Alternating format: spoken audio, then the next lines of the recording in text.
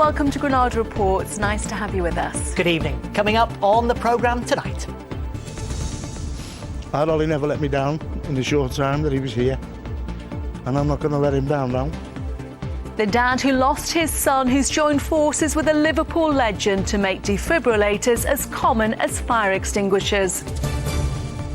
As grades reach a record high, what North West students think about the results earned in the pandemic. I think we've shown a lot of courage for all of it, and I'm happy to see it. I'm happy, everyone's very happy as well. Being different doesn't mean being unhappy. The message from a new charity for children with autism. A new record, a silver medal and some of the great images of the Olympics. Keely Hodgkinson on her new fame and how it all began.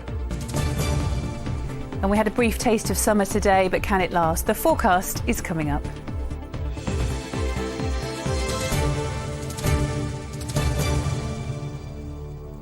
First tonight, the calls from a former Liverpool footballer to make defibrillators mandatory in schools and sports clubs around the country. Jamie Carragher says if that happens, lives will be saved. Jamie, who's now a football pundit, has teamed up with the Oliver King Foundation, set up in memory of 12-year-old Oliver, who died after having a cardiac arrest during a swimming lesson. Today, his father says he will not be shut out by ministers who he believes have still not done enough to help. They've been speaking to our correspondent, Rachel Townsend. Brought together through tragedy, these are two men determined to bring about change. The first time I met Mark, he was actually giving us the training for my local gymnasium to put in a defib. That defib actually saved someone's life. So I could see the power of it, but also the passion, the energy and the drive of Mark is infectious, and I want to help him as much as I possibly can. Jamie Carragher's goal is to make life-saving defibrillators mandatory in every school and sports club in the UK. It is something Mark King has wanted from the moment he lost his son Oliver. Ollie was just starting his life at 12. He had things planned. He was just a lovely lad. Oliver suffered a cardiac arrest during a swimming lesson with his school in Liverpool. There was no defibrillator on hand. Since then, with the Oliver King Foundation, Mark has personally delivered 5,500 defibrillators across the country. The biggest statistic for me, Rachel, is we've saved 56 lives along the way, the youngest being 4 and the eldest being 64. Mark and Jamie are taking this campaign to the top of government. And in a letter signed by the likes of Sir Kenny Dalglish, Jordan Henderson and Raheem Sterling, former Liverpool club doctor Zafar Iqbal is asking the government to make that change in the law. And this letter that Dr Iqbal has written, do you think that will make a difference given the high-profile names he's got behind it? It will make a difference, and the reason being is, as you've spoke to Mark, he'll make sure it makes a difference, and we all will, and we're not going anywhere. On the back of what happened in the summer with Christian Eriksen, it's at the forefront of everybody's minds right now. I think it's our job to keep it there. Today, the Education Secretary was asked if he is willing to help make that happen. We're certainly something that we would always look at. We're seeing more schools having defibrillators put in. And I'd always be delighted to sit down, meet with them and discuss their campaign and what can be done. Gavin Williamson said publicly today he will meet Mark and myself to hear what we've got to say. And I think once he listens to, not me, when he listens to the passion of Mark King about how important defibrillators are in, I can't see any other recommendation than Gavin Williamson say these have to be in every school up and down this country. The best thing to come out of that was he said his door was always open, and please believe me, he ain't going to shut this door on me. What do you think Oliver would make of everything you've achieved? Ollie never let me down in the short time that he was here, and I'm not going to let him down now. And it's as simple as that. And they will keep fighting until it is law, in memory of Ollie. Rachel Townsend, ITV News. Next, it's been another record-breaking year for A-level students across the North West, with the number of A and A-star grades at an all-time high. For the second year running, they're based on teachers' assessments after exams were cancelled because of the pandemic. There'll now be intense pressure on university places after more students made the grade. Tim Scott has our report tonight. They may have spent much of the academic year at home instead of the classroom, but it was worth it in the end. And today, students at Nelson and Colne College were celebrating their A-level success. I needed AAB. I got 4 A stars. I needed 3 A's and I managed to get the 3 A's, and I'm going to study medicine at Imperial College London. I needed A star AA and I got 4 A stars, and I'm going to Bristol to study mechanical engineering. How happy are you? You look very happy with that grin on your face. I'm really happy, yeah. I'm just relieved and excited. Usman, Fida and Ismail are all going to Liverpool to study medicine and moving in together. How different and how hard has it been for you this year with remote learning and places being shut? It's been probably the hardest thing I've ever done. The support was really good, so that really helped us. Overall, I didn't really expect to get in, but we got in. Really happy overall, yes. When you move in together, it's a different thing altogether living in a house. I'm talking sweaty socks. Are you ready for that? Yeah, I guess we'll have to deal with it. He's the sweaty one. He's the dirty one, though. I guess we'll have to deal with it. Proud dad Gareth Jackson was full of praise for the college who've steered daughter Libby to study medicine in Sheffield. It's been challenging. I think the college here in particular have done brilliantly. Yeah, they've been worked really hard with them, and I can't really fault what they've done with her. So it's been brilliant, but fair play. It's just she's got there where she needs to be. Education chiefs are keen to stress that despite teachers awarding grades this year, after exams were cancelled due to the pandemic, the grades are an accurate reflection of student ability. The design of this year was to trust teachers' judgments, because teachers were going to be in the best position to know what students had learned and what they hadn't been able to learn, what the degree of disruption by the pandemic was. I think what we've got to recognise is that we were asking teachers to make the judgments this year. These judgments are an accurate reflection of what the students have worked at and what they've achieved. A 7% increase in North West students achieving A star or A grades this year means more pressure on university places. We are seeing a rise in results this year, and students have worked incredibly hard and done amazingly well in their A-levels, BTEC, Scottish Highers, all of those qualifications. So we do think there's a lot of interest in university places, which is good news, and the key thing for us is to find the right opportunity for the student at the right time on the right course. For students whose grades weren't good enough for their first choice university, the clearing system is there to help, matching students with the right course and getting them on the way to that all-important degree. Tim Scott, ITV News. Well done to everyone who sat those exams. It's been incredibly tough for students this year and the last 2 years. Yeah, really difficult circumstances, yeah. Yeah. Tough, if you didn't get your grades, don't worry. OK, more of today's news. An inquiry is underway after human remains were discovered inside a jar at an empty house in Liverpool. Merseyside police were called to Wordsworth Street in Toxteth yesterday lunchtime, where the preserved remains were discovered. Sniffer dogs and officers have been searching the property today. The chairman of Everton Football Club has hailed a momentous day after the Blues formally broke ground on their new stadium at Bramley Moor Dock. Everton took over the site on the banks of the Mersey at the end of July, and now an official ceremony involving an Everton-branded excavator has taken place to mark the start of the 3-year build. The 53,000 capacity stadium, which is costing £500 million, is expected to create more than 15,000 jobs.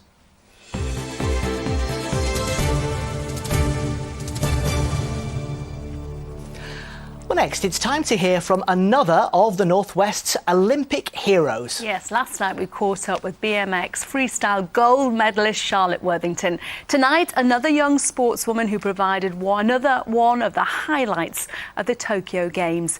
Keely Hodgkinson, who's from Atherton in Greater Manchester, was making her Olympic debut at the age of just 19. Yes, her silver medal in the 800 metres came as a huge surprise to many. But when she joined me in the studio a little earlier, along with her coach Jenny Meadows, she told me she always believed it was possible. Yes, definitely. Definitely knew it was within me.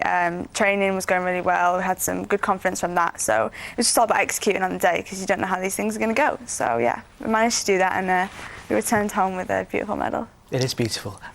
Winning that silver medal was one thing, but smashing Kelly Holmes' 26-year-old British record was something else, wasn't it? Yeah, it definitely was. It's like just another thing. I knew that was within me as well, but like finals, you don't know how they're going to go as well. So yeah, to do that as well as get a medal is why I was so shocked and why my face was like everywhere. But yeah, it was definitely a really good moment, and it was good to share it with the other 3 GB girls as well. Yeah, it really was one of the great images of the Games. Jenny, you have been there, you've done it, you were our best 800-metre runner for many years.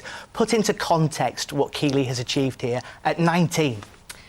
I'd probably say it's almost a miracle where she's come from in the past couple of years since Trevor and I have been working with her.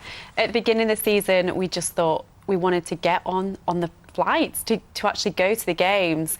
And then as the season's progressed, we've actually changed our goals quite a lot, haven't we? And, try and get that final.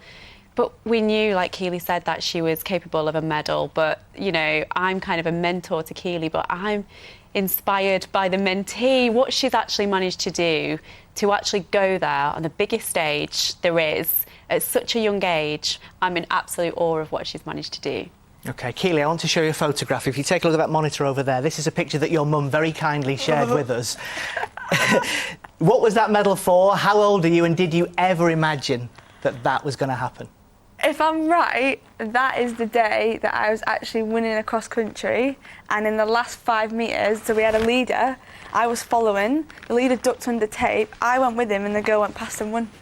That is that day, I think. So, good memory. Yeah, but still another silver.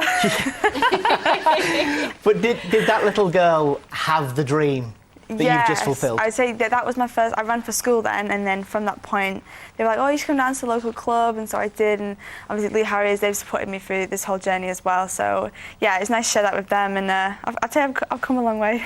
Absolutely. Well, speaking of Lee Harriers, while you were doing the business in Tokyo, there was a big crowd gathered at Lee Harriers, family and friends cheering you on. Just take a look at these pictures; they're absolutely incredible pictures.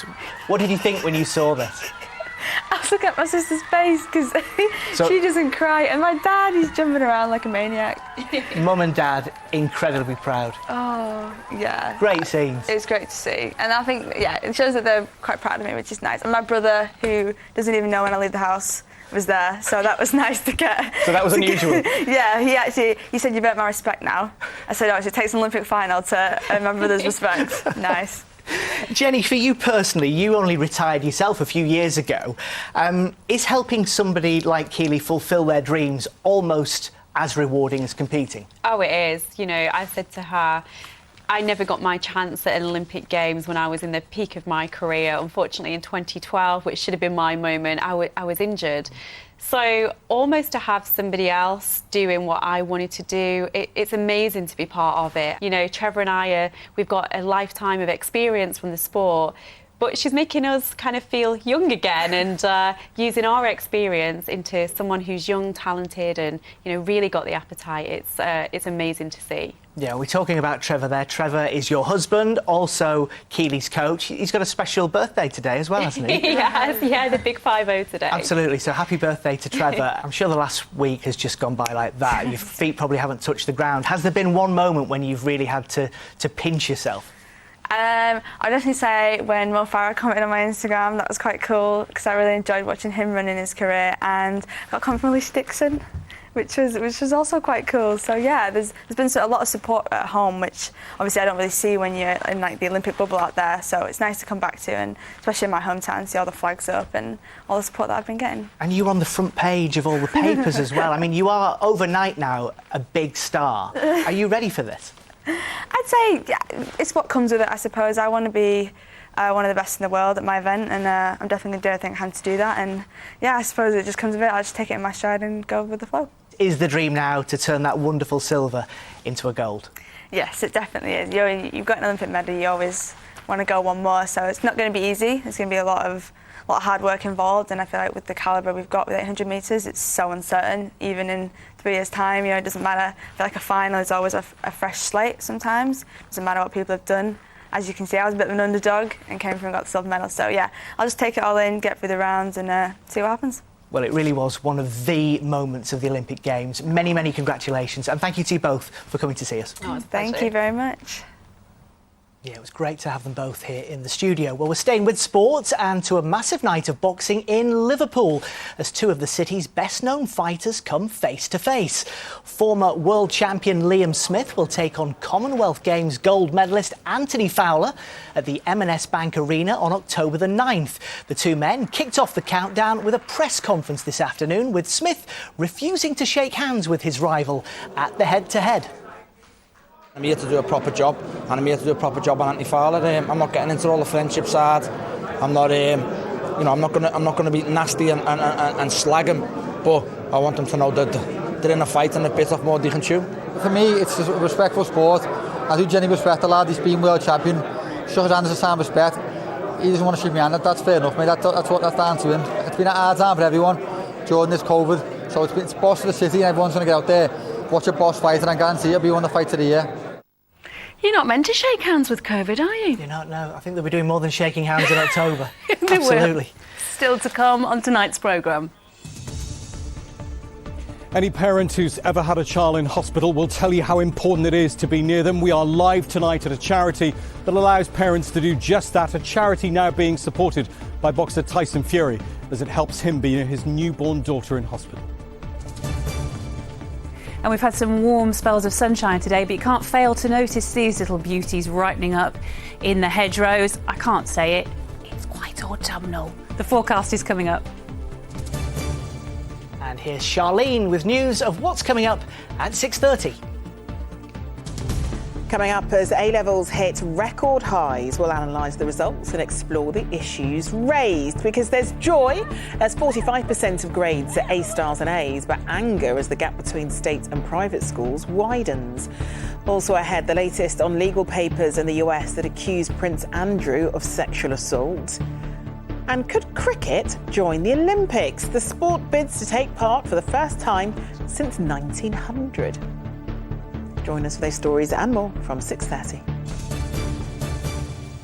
It's been described as an absolute game changer for NHS staff caring for COVID patients. Yes, it's a new piece of PPE designed with the help of workers in the defence industry, and it's being rolled out to hospital wards in Lancashire and Cumbria. Jamal Williams-Thomas has been finding out more. This is the new COVID PPE that will be rolled out at hospitals in Lancashire and South Cumbria over the coming weeks. The Morecambe Bay hood was developed locally by BAE Systems in a bid to create more comfortable PPE for hospital staff. We brought together a small specialist team with diverse skills in things like manufacturing technologies, materials, human factors, and we set about trying to work out what the principal outcomes were that they were after. So this relies on a seal around the neck, which means that it's a universal seal and people don't need to shave. They are able to wear glasses as well as being able to see the face and lip read. BAE Systems has designed this air manifold. There are actually features inside it that we've introduced in order to reduce the noise that the wearers experience so that they're able to communicate with each other clearly. While BAE handled the engineering side of things, Lancaster-based manufacturer Lancastle was in charge of turning it into a wearable hood. It was a real collaboration between three very different entities. The role that Lancastle played within the group was more aimed at the soft element of the hood, so the fabrics both within the hood itself, the visor and the neck seal.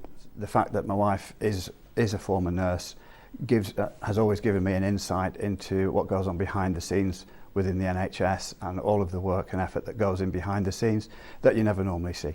The idea for the Morecambe Bay hood came about here at the Royal Lancaster Infirmary. There was a need to create a hood that was more suited to clinical environments. The answer to that? Simply get NHS staff to design the hood themselves. The man behind the idea is Stuart Hoskin-Dern from the Morecambe Bay NHS Trust. So last year when the pandemic hit on the first wave, PPE was a challenge for the Trust and we did buy some hoods. Unfortunately, we found that they were hard to clean to the standards that we would want. They were difficult to wear, they weren't really suitable for healthcare uses. The hood is that game changer because it eliminates the need to fit to the individual. So therefore colleagues who unfortunately have not been able to work fully in the clinical environments because they can't wear the PPE can now return to doing the job that they love, that they've trained for For those who've had the hood so far, the feedback has been amazing. They really do like it. They do find it's more comfortable, that they're able to wear it for longer periods of time, that they don't feel the pressure around the face. So you will have seen social media pictures with some really nasty blistering around people's faces. This hood eliminates all of that. And overall, there is now a growing movement to say, well, I won't want to. With the hood being produced locally, it means they can get to where they need to go quicker, and any shortages of parts should be a thing of the past.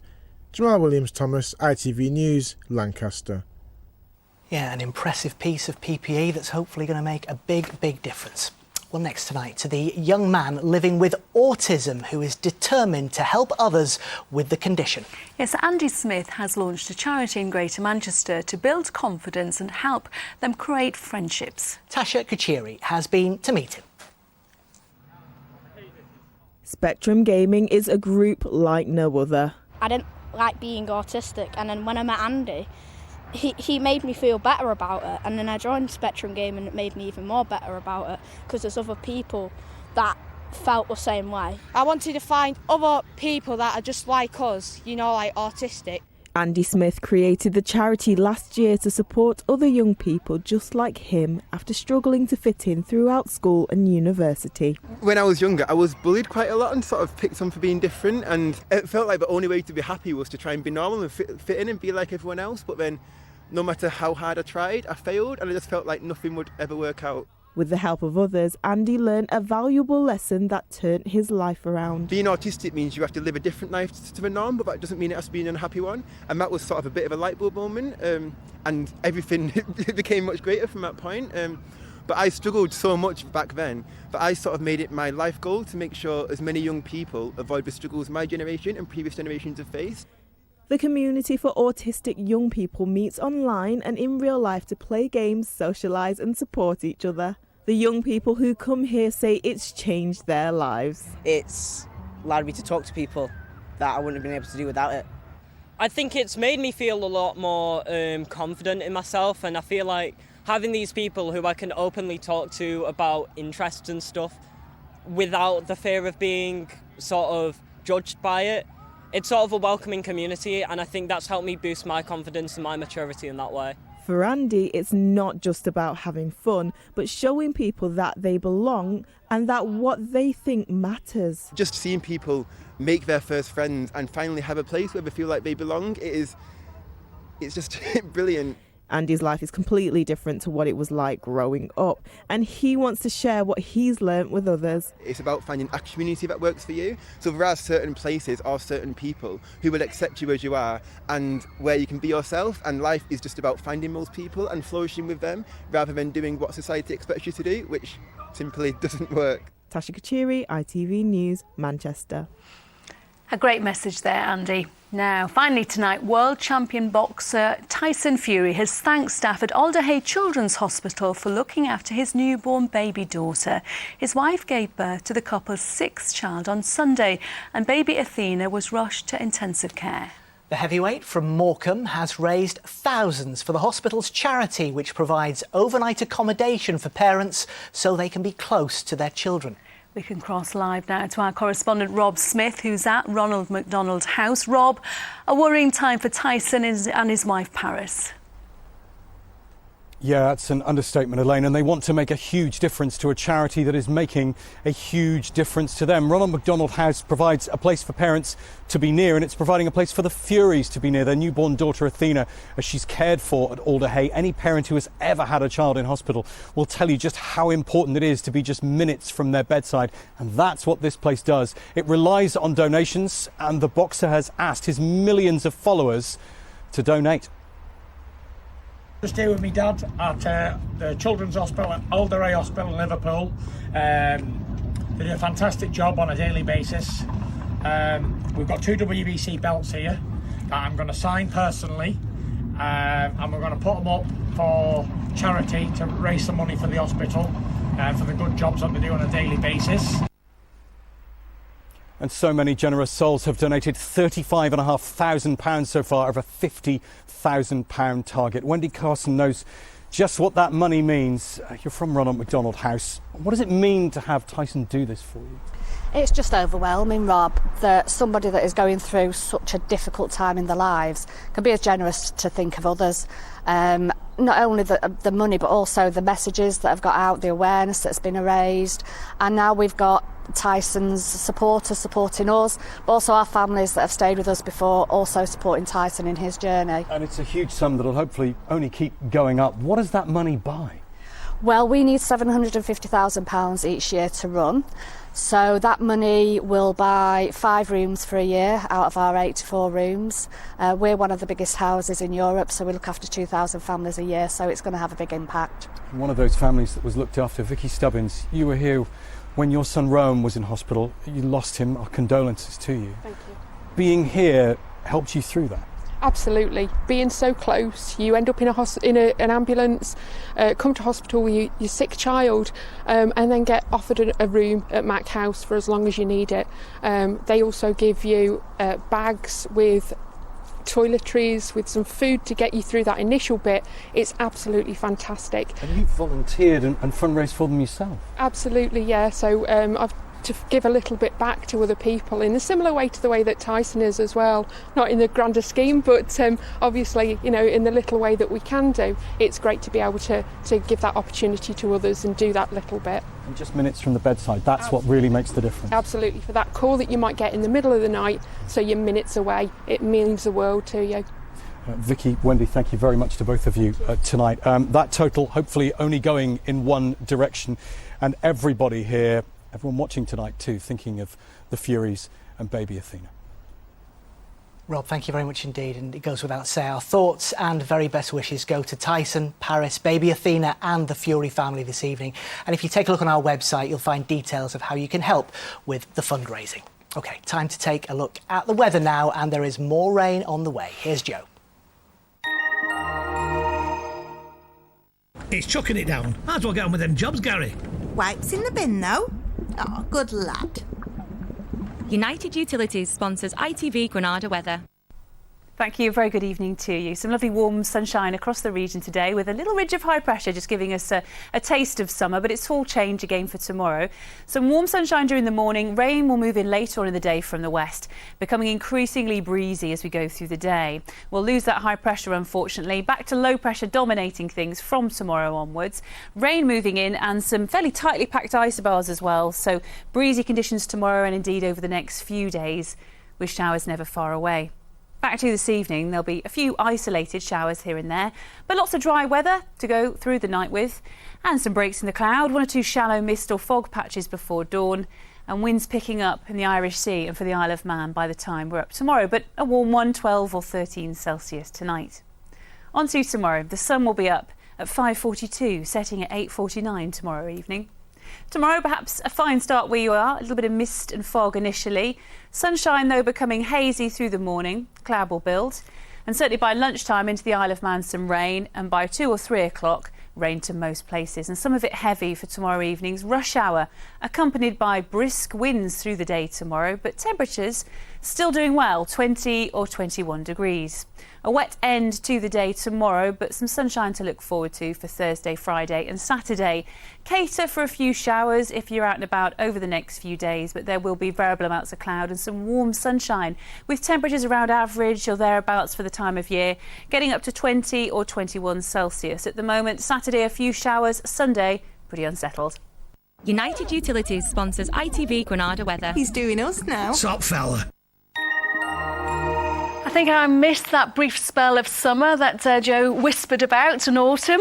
There must be more sun on the way, there must be. Let's hope so. Now I'm back after news at 10, and you can keep up to date with all the region's news, sport and of course the all-important weather on our website. On tomorrow's programme, a new tribute to the late, great Tony Wilson, who we lost 14 years ago today. Can you believe that? And he is still very, very much missed. Yeah, those pictures say it all. Lots of good memories. But for now, thanks for watching. Good night. Good night.